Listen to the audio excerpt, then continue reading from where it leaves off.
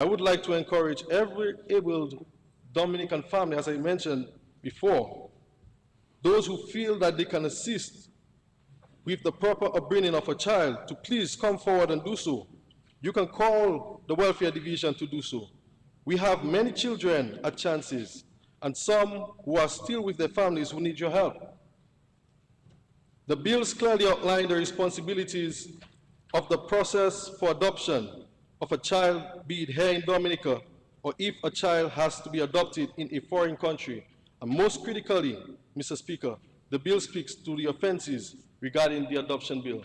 And Mr. Speaker, I reserve my rights to support this bill. And with these few words, Mr. Speaker,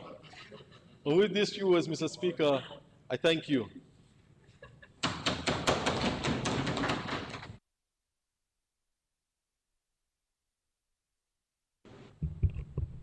Yes, I recognize the Honorable Leader of the Opposition, Honorable Victor. You may proceed.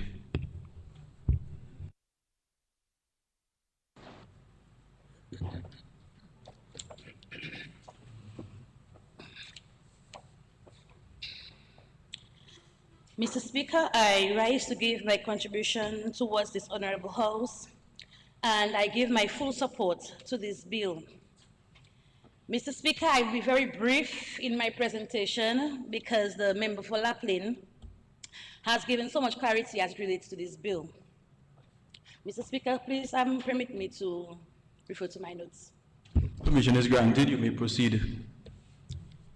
Mr. Speaker, I would first like to welcome all the bills presented here today.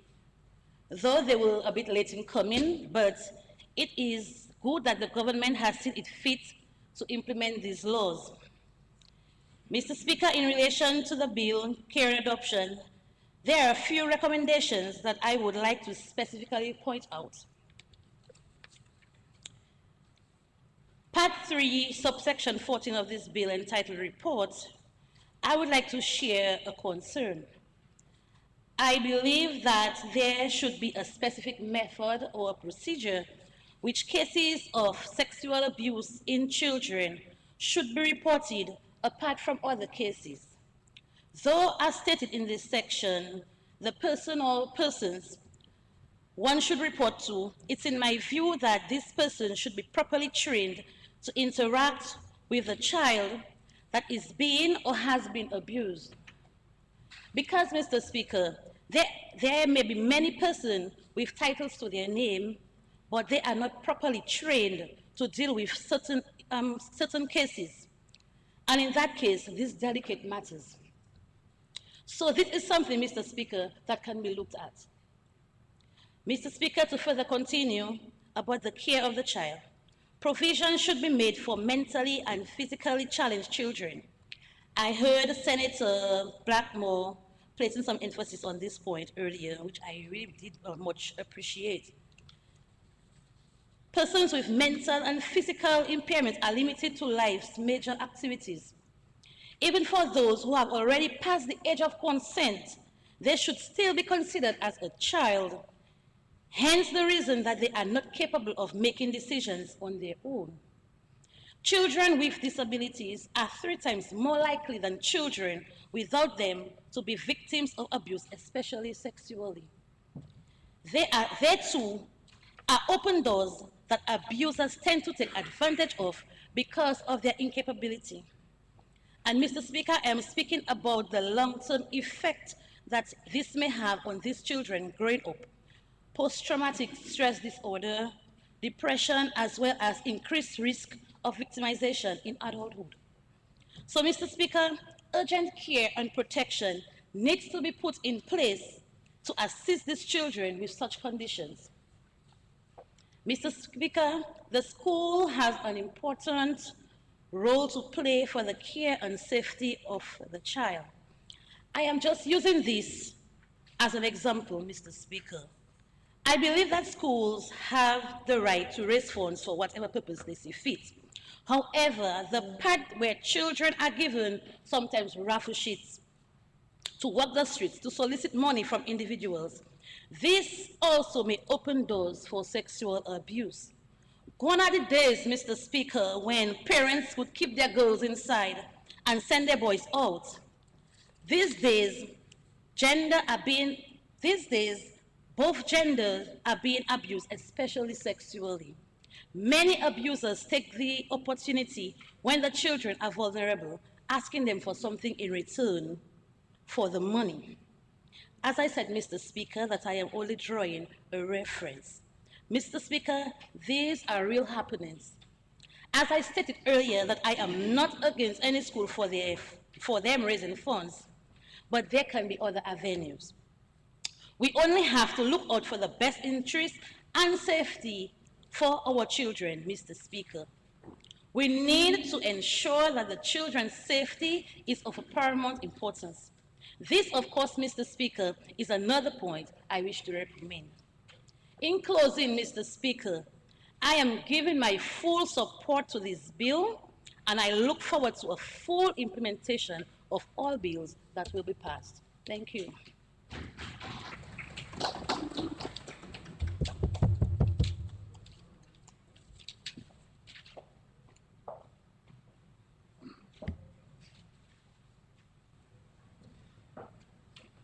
Thank you very much, Mr. Yes, Speaker. Honorable Frederick, proceed.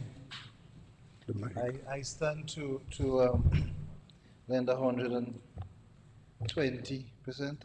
This year is Kalinago 120 after 120 years of the Kalinago territory.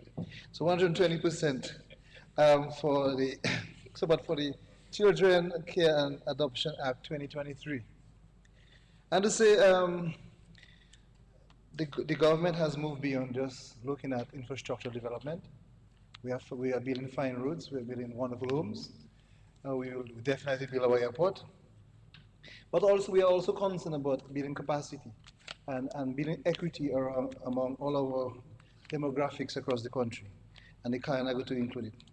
And so this bill before us is so important because it brings clarity to how we treat children across the board. And it speaks especially how we treat children within the constructs of a democratic society, and how do we have solutions to deal with it, situations when it gets beyond the home and the parents at that home.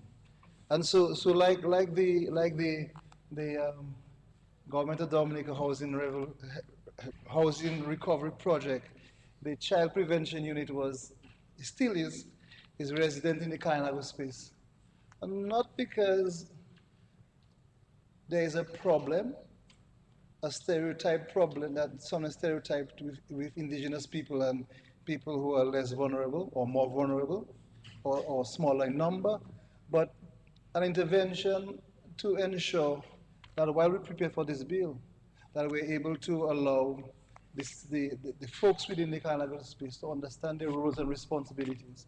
So I want to thank the good folks from the Child Abuse Prevention Unit who really settle in the Kainago space and have these wonderful workshops across the board with parents, the folks at the NEP, the farmers, teachers, to ensure that all of us across the society understand our roles and responsibilities, while we know that laws are important to govern our behaviors.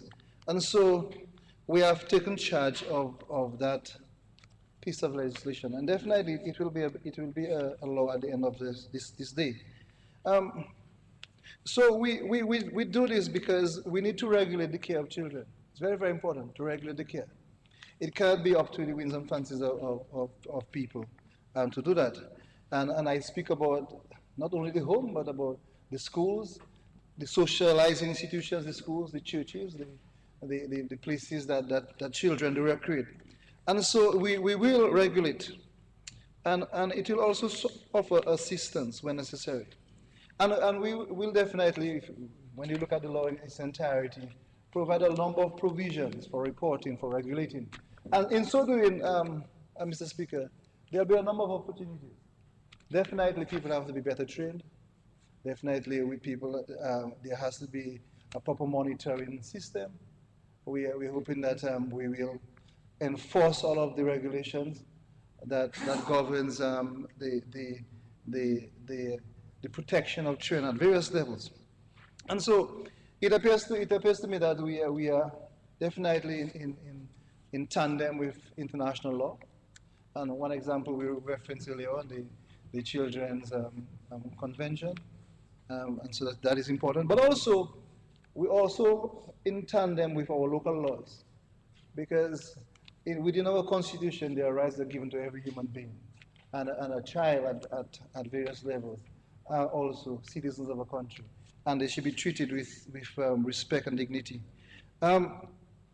The adoption piece is also important, Mr. Speaker, because there are instances when children are just, for various reasons, unable to stay in the home, whether it is a single parent home, whether it's a nuclear family structure, whether it's an extended family structure.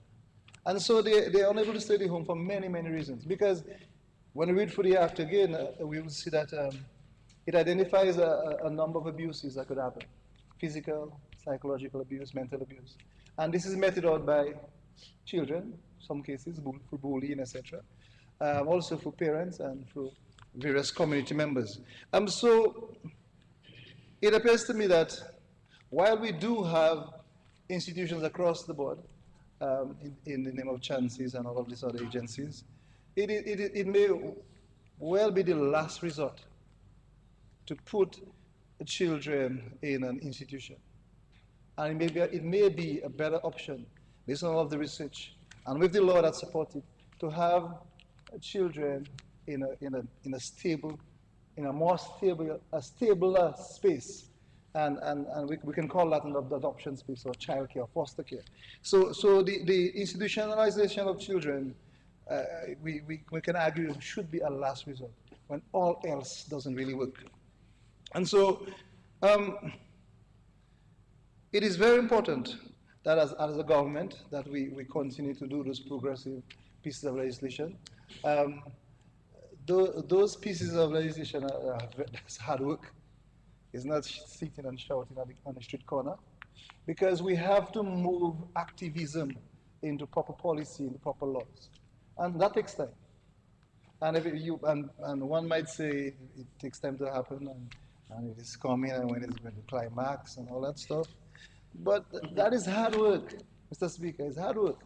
And I really want to commend the wonderful folks here who have been working on this, the leadership at the ministerial level, and the Honorable Senator Reverend Blackmore and the team at the National Security, to really do a hard work. And really to sort of dot all the I's and cross all the T's. And I will say this speaking from someone of heritage who has suffered much, that while we try to ensure that we are equal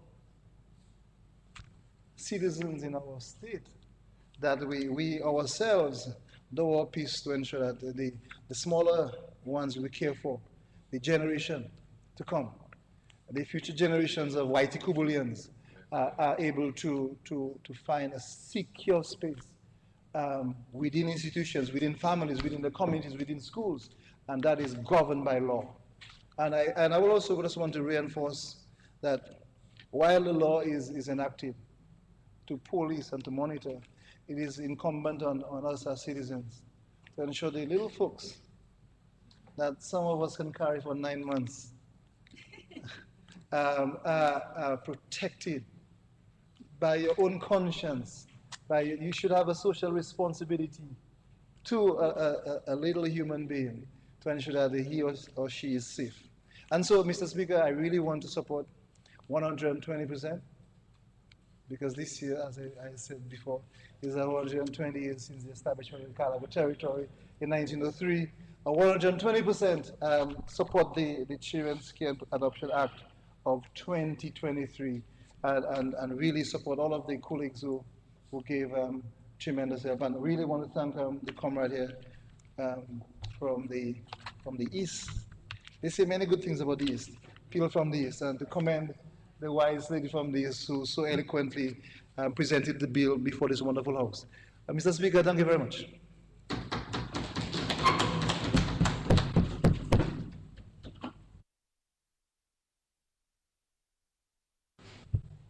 Proceed, Honorable Henderson. Thank you, Mr. Speaker. I am looking for the Senator Well, senators don't have, how they say, residence or location, but she's from Salisbury, like Senator Harry. Where is she? After such an entertaining performance, I was hoping that we would in fact get to that point, but she's not there. And I don't think it's possible to do it by myself, but I will do my best. Mr. Speaker, Mr. Speaker,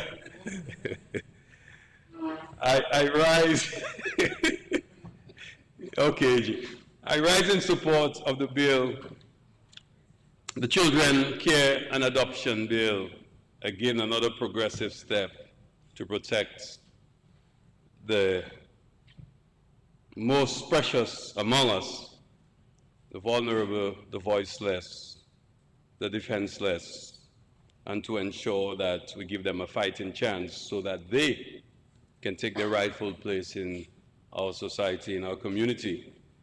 And I just wanted to begin by drawing to the attention of Senator Ari when she was asking, she asked 3 questions. I will not respond to all 3, but it is important that if she paid some attention to the definition section, she would see what child care service includes: a boarding home, a group home, a foster home.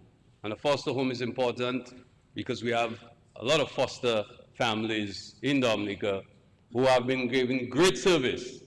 And I know Minister Laville, the parliamentary representative for the Mao constituency, you have Irma Lafont, who has been one of the exemplary, indeed, Mother Teresa providing foster care to children in need. A residential care, a training center or training school, an assessment center, a children's home, any similar service designated by the minister under Section 81. Good, welcome back. So it is important to highlight that because those facilities provide an essential service for children as we go through the bill, when there is need for care and protection of children. Chances, by the way, you're a young senator, but so you you won't remember that there was no chances before this Dominica Labour Party established chances in Jimmits. It was a project that was very difficult. I remember the early days when we were seeking to establish that facility. I remember then Minister Lauren Barnes Roberts playing a very important role in that project. And of course, we had the late Ava McIntyre Roach, who was a real champion on that project. So there are many people who contributed to ensuring that we got to the point where we could actually have that facility. And I remember there was a minister of social services at the time. They used to call it that. Now it's something nice, not true? Social services, they used to call it welfare or some name that was not so nice. And I remember there was a minister that came to cabinet because he was afraid, because a magistrate had given an order that unless he declared a place of safety for children, he would be in contempt of court. And he came to cabinet, was afraid he was going to put him in jail. So we were looking at all places around to see where we could designate as a place of safety for children. And I think that prompted us to move more quickly to establish chances in Jimmit. And today, it is a great facility providing an excellent service for children. I get the point, though, that the senator highlighted. Perhaps chances is not enough. We need more facilities. But let us hope that we will take on our responsibilities more seriously, and that parents will not create the need for more facilities like chances.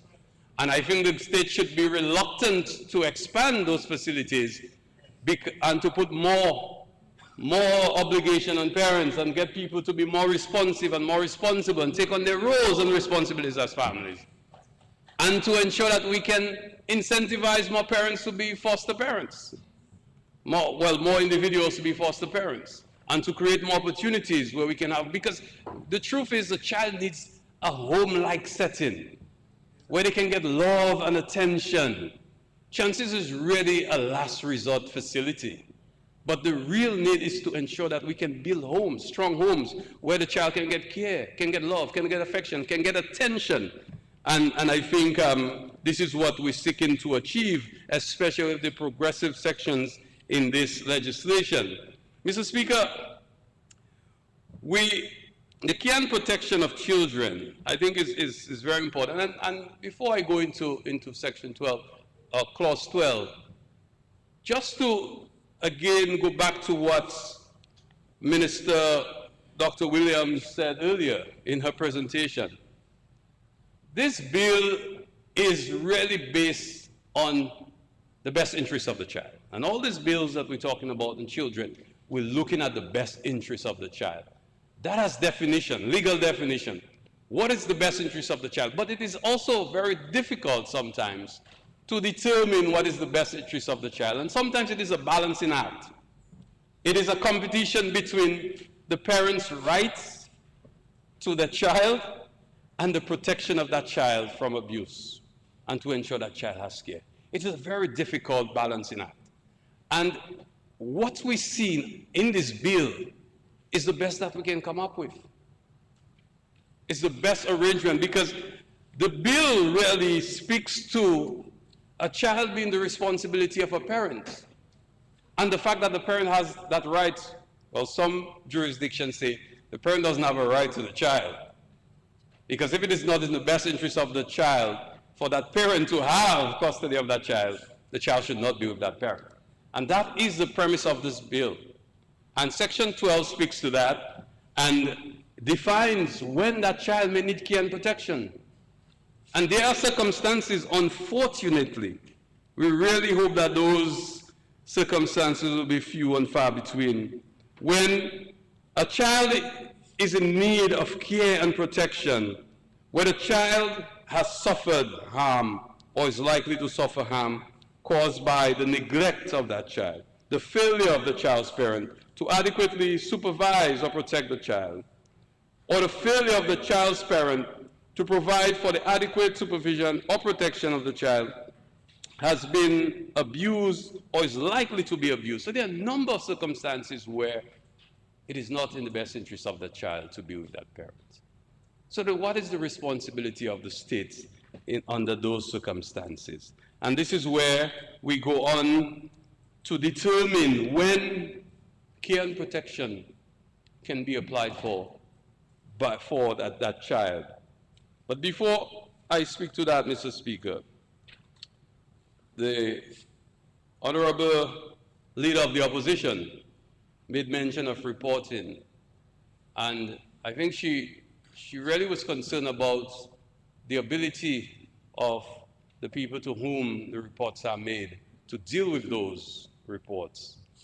But I want to say, and I see staff of the Ministry of Social Services, I see my good friend there, Mrs. Lewis is here, anxiously awaiting the passage of the bill so that she can go to work.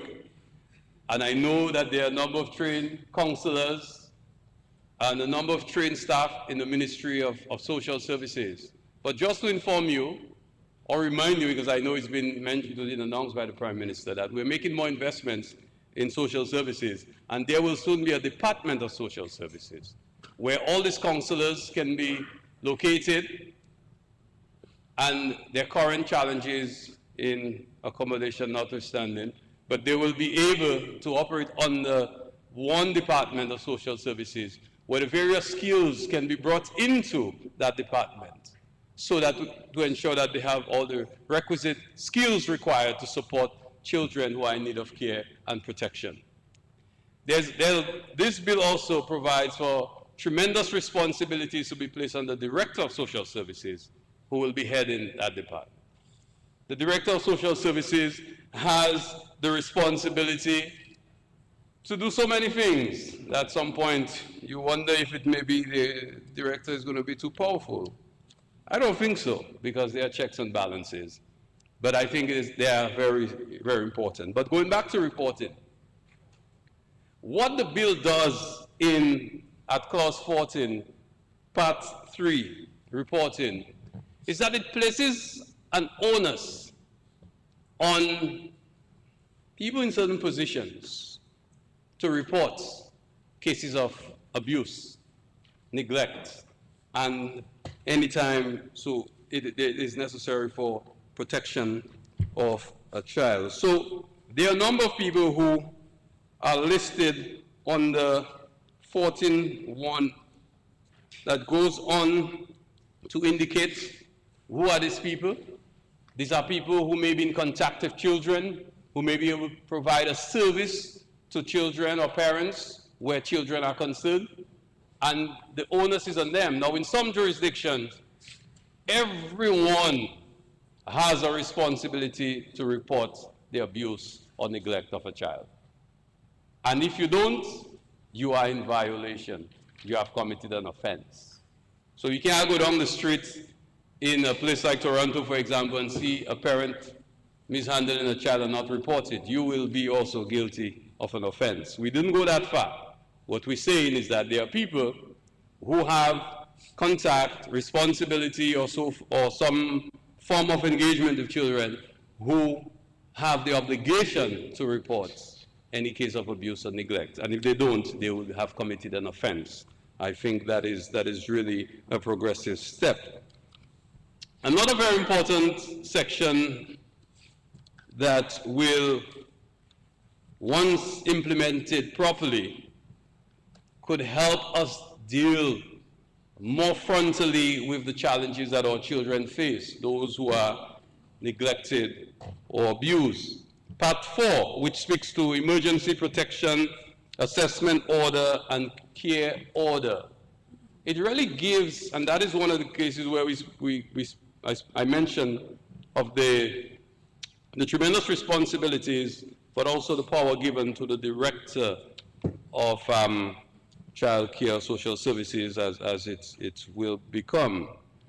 But essentially what this part does is that it allows for the entering into a home, a place where it is believed that a child may be, and that child has been allegedly subject to abuse or is in need of protection, so that they can move quickly into that facility, get that child, and make an order, an emergency order of protection for that child.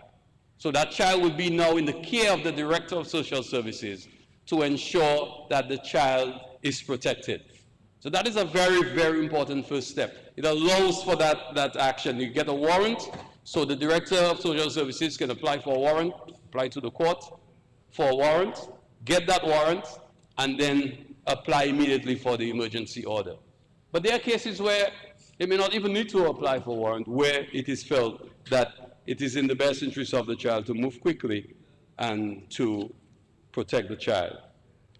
But the bill also allows the parents to have some recourse, because if once that protection order is issued, then the matter is now subject to a judicial process, and the parents can now make their case to show that perhaps the allegations of neglect or abuse is unfounded, is untrue, and that they can get custody of the child once more.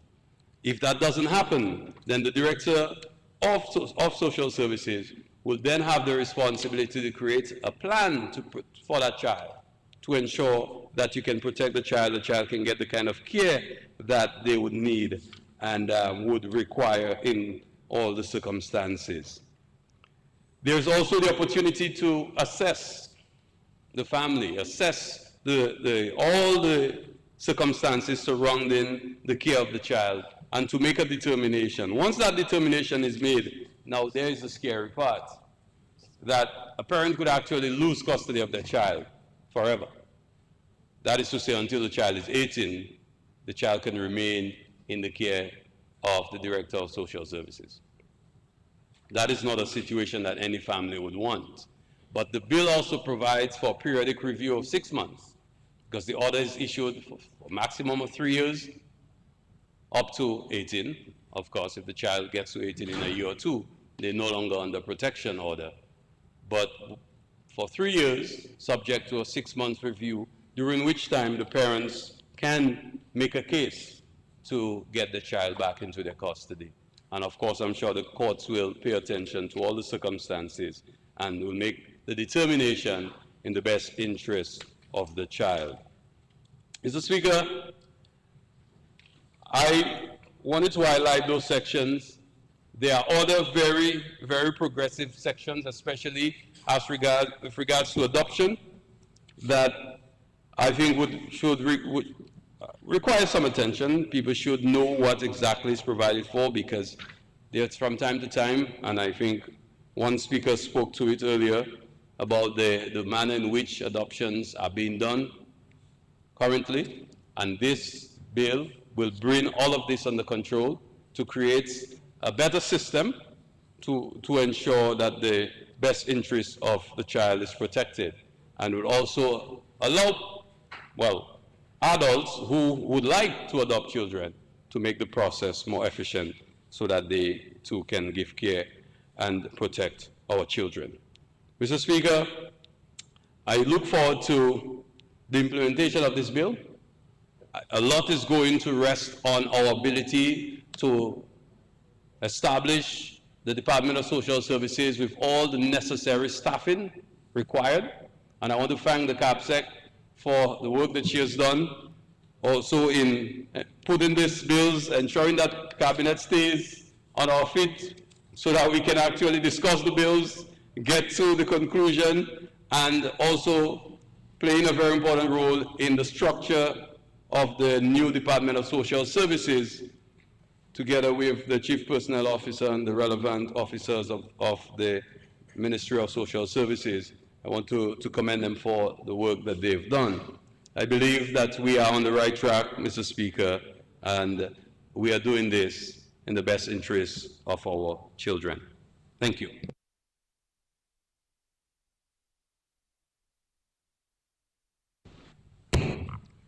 Mr. Speaker, I must say I feel gratified today. The care and protection of children is about to be strengthened with the coming into effect of the Children Care and Adoption Act. Thank you to the honorable members of the House for your overwhelming support in this regard. Just to answer a few of the questions, Honorable Henderson has already answered. The government of Dominica has already undertaken the restructuring of the Social Welfare Division. It's going to be called the Social Services Department. And in this new dispensation of the law, of course, they will be accommodated in a location that has already been identified and secured. So, Honorable Senator, the Social Welfare Division will have its new location, will move into its new location very soon. Okay? Mr. Speaker, the Children Care and Adoption Bill 2023 presents a comprehensive framework to address the care, protection, and adoption of children by prioritizing children's well-being and establishing regulatory measures.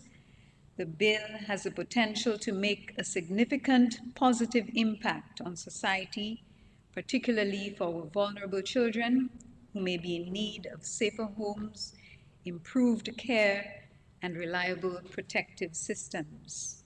I wish, Mr. Speaker, to unreservedly commend this bill for passage into law.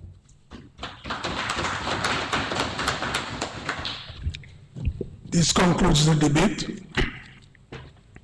It has been moved and seconded that the bill shortly entitled Children Care and Adoption Act 2023 be read a second time. Those in favor? Those against? The ayes have it. The bill will not be read a second time.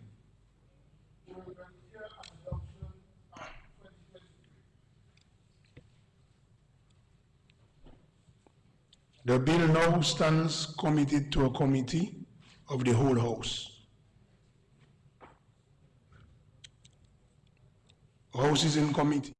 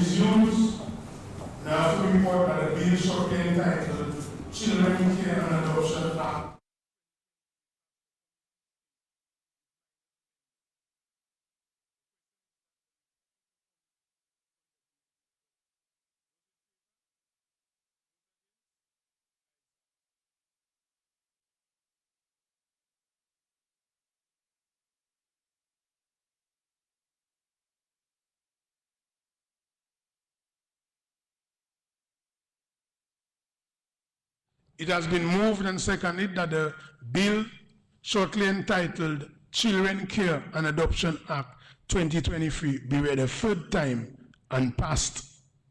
Those in favor? Those against? The ayes have it.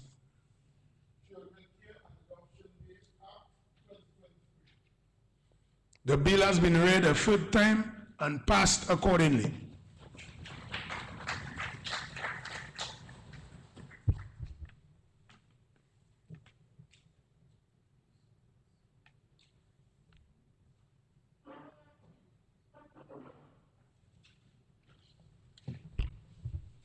Yes, Honorable Laville, proceed. Mr. Speaker, I move the second reading of the bill shortly entitled Maintenance Act 2023. Second. Thank you. Thank you for the second, thirds, and fourths. Proceed.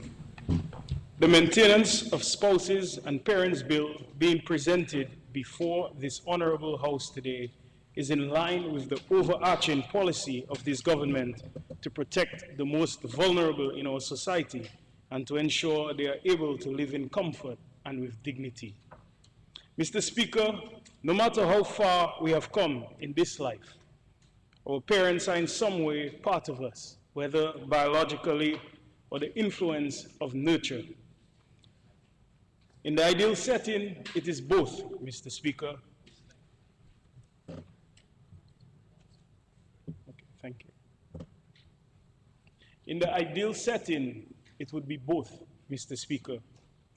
Basic deductive reason would therefore suggest that we are inextricably linked to our parents in some way, insofar as we have offered to strengthen protections for children and to mandate care of children. A government must demonstrate equity by also mandating that the same children who receive care and support by virtues of legal provisions must in turn be required to support their parents within a framework of need, reason, and capability where so established. In the same way, there are some inherent responsibilities of support associated with spouses that must also be honored to continue to provide economic equity and some sense of security. Mr. Speaker, in our existence, the truths hold that there is a time of birth and a time of death, and a time period in between. In that period we call life, we'll all encounter moments of troughs, and peaks based on vulnerabilities and empowerment. And the interconnectivity of our mind and body and environmental factors will determine what we can do and how we thrive in our circumstances in that spectrum of total dependence or independence. All things considered, we are part of a society, one that we have inherited, where in order to survive, there must be structure and some sense of responsibility. I conjecture, therefore, Mr. Speaker, that our relationships with our society, particularly our dependents, must be structured and embody some basic order and responsibility. Mr. Speaker, taking care of your parents, our grandparents, our spouses, should never be a slippery moral consideration, but one of meta-ethical obligation. This is why our administration continues to demonstrate our high order of moral consideration and ethical duty to the people of Dominica. Our social measures have over the years helped create a dignified environment for vulnerable to thrive and triumph over adversity and difficult circumstances. Examples are the Yes We Care program, which provides home-based care for the elderly, and also the 65 and over safety net programs, which targets people who are older and provide a monthly allowance to them. Mr. Speaker, as obtains now, the Maintenance Act, Chapter 35, 61, provides for the maintenance of certain classes of people. It is very important to note that when enacted, the Maintenance Act of Spouses and Parents will provide for the maintenance of spouses and parents and for connected and incidental matters. Mr. Speaker, Clause 2 of the bill defines the words and terms used throughout the bill. The term spouses refers to single women, a single woman who, for a period of not less than 5 years, cohabited with a single man as if she were in law his wife, and a single man for a period of not less than 5 years also has cohabited with a single woman as if he were by law her husband. A single woman or single man includes also a widow or widower respectively, or a divorcee.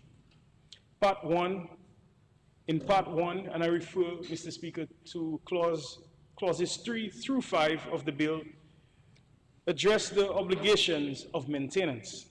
Clause 3 would impose the obligation for each spouse so far as he or she is capable to maintain the other spouse to the extent that such maintenance is necessary to meet the reasonable needs of the other spouse, where the other spouse cannot practically meet the whole or any part of those needs. The thinking that it's only men who have an obligation to their spouse is no more. The bill clearly indicates that each spouse, whether man or woman, has the obligation to provide for each other. In the case of cohabiting parties, Mr. Speaker, Clause 4 would impose an obligation on each spouse in cohabitation to maintain the other spouse after the termination period of cohabitation. The latter obligation to maintain would cease if the person being maintained marries someone else or is cohabiting with someone else. Clause 5 imposes an obligation to maintain parents and provides for every person who is not a minor an obligation to the extent that the person is capable of doing so to maintain the person's parents and grandparents who are in need of such maintenance by reason of age, physical or mental infirmity or disability.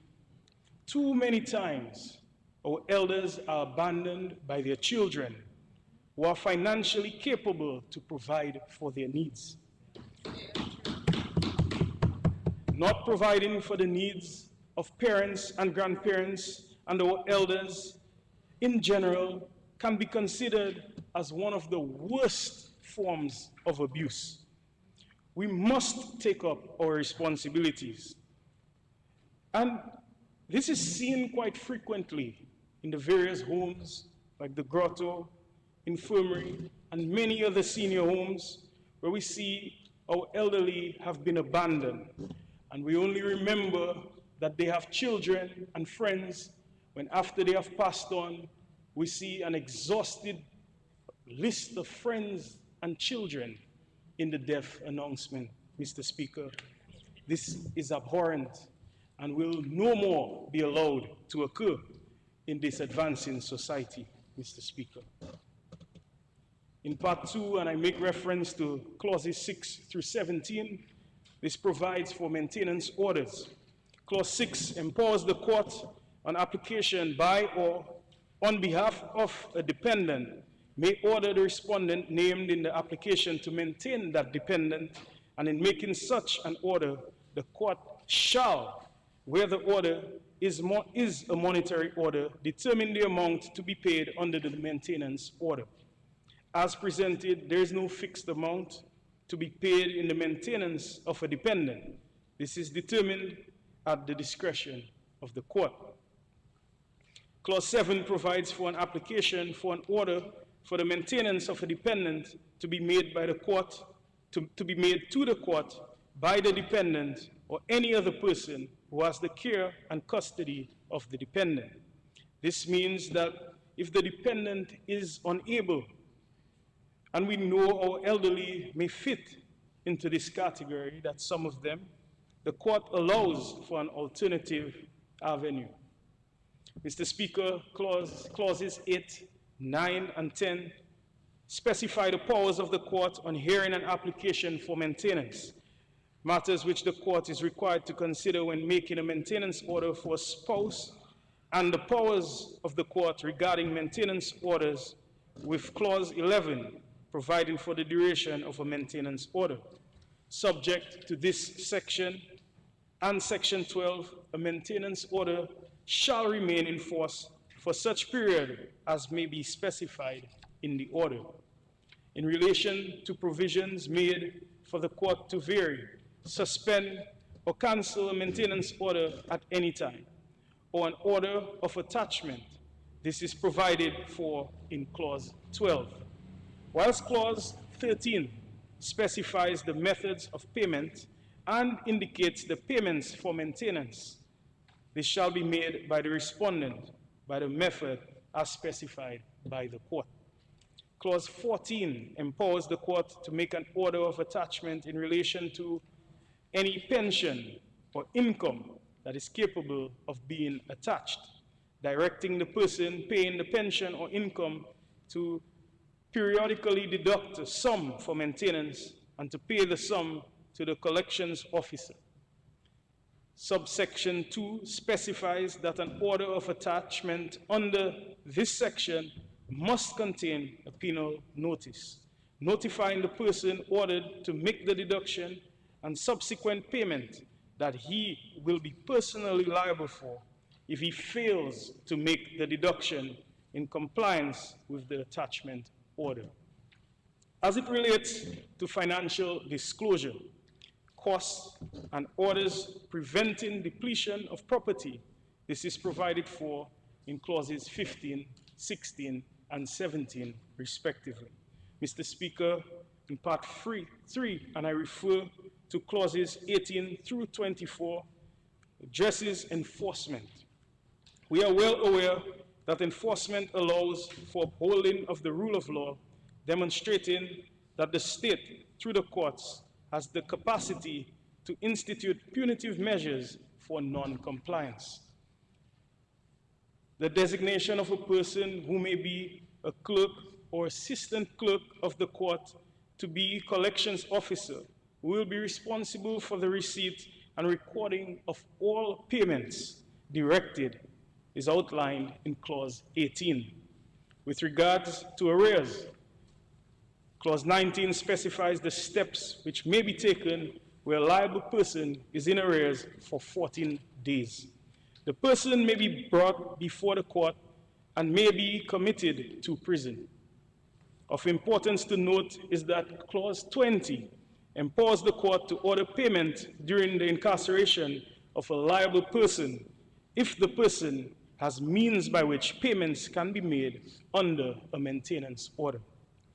The bill also makes provision in clause 21 that enables the court to take action to prevent a person from leaving the state to avoid complying with a maintenance order.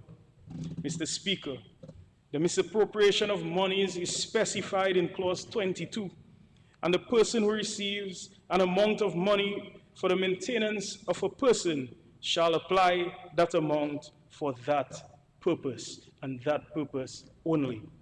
Clause 22(2) provides for a person who contravenes subsection 1 to be guilty of an offense and is liable on summary conviction to a fine of $5,000 or to imprisonment for 6 months.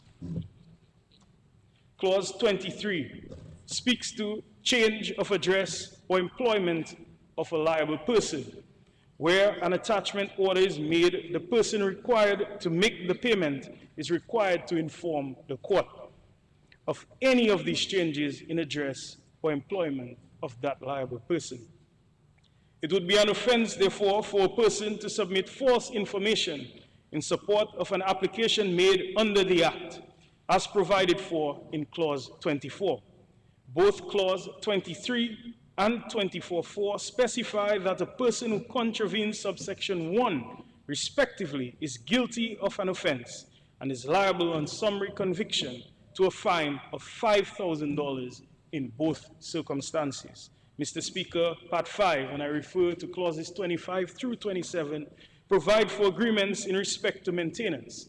Clause 25 authorizes the making of maintenance agreements between spouses or two persons in contemplation of their marriage to each other or of cohabitation, subject to Section 27.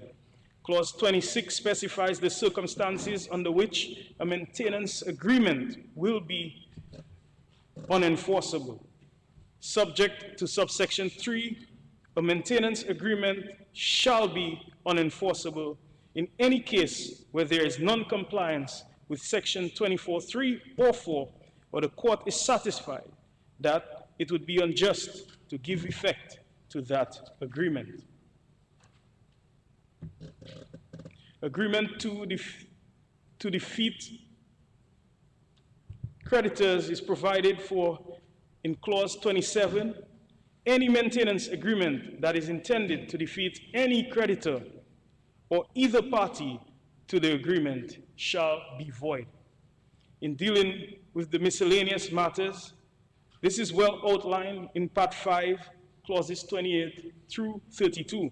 It provides for appeal from an order made under the Act to the Court of Appeal. The Court of Appeal, on hearing an appeal, may uphold, reverse, or modify the decision of the court, remit the matter to the court for rehearing generally, or make such order as the Court of Appeal thinks just. It further provides for the manner in which payments on the maintenance orders are to be kept, and the manner in which unclaimed amounts are to be handled, as well as for the minister to make regulations and prescribe forms for carrying into effect the provisions of this act. The final clause in this bill would repeal the Maintenance Act, Chapter 3561. Mr. Speaker, the Maintenance of Spouses and Parents Bill contains provisions which seek to protect the elderly who have reached an age or encountered circumstances that impede their ability to care for, support, and/or maintain themselves, and specifies that every person who is not a minor has an obligation, to the extent that they are capable of doing so, to maintain their parents and grandparents who are in need of such maintenance. As it relates to spouses, it applies where a spouse cannot practicably meet the whole or any part of his or her needs. Mr. Speaker, through this bill, we have most certainly, Mr. Speaker, derailed the attacks, derailed injustices that have been taking place on the elderly and spouses for many years. We will, as a government of indisputable consideration for its people, continue to develop like policies which prioritizes the well-being of every Dominican citizen. Mr. Speaker, our lives and actions must possess some type of meaning. Today, as a government, we clearly demonstrate by this bill our commitment to live up to our essence and purpose that was imbued by our Constitution. I submit, Mr. Speaker, that Dominica is in a much better place today than it was yesterday, and that this Labour government continues to show and demonstrate compassion and to continue to be the champions of social justice and equity. Mr. Speaker, with these few words, I commend this bill to the Honorable House for debate.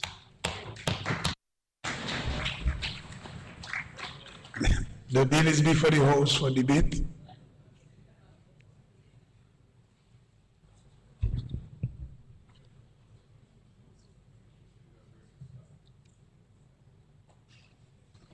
Mr. Speaker, I move that the House be suspended until 7:30 p.m. tonight. Seconded, Mr. Speaker. It has been moved and seconded that the House be suspended until 7:30 p.m. Those in favor? Aye. Those against? The ayes have it. House stands suspended until 7:30 p.m.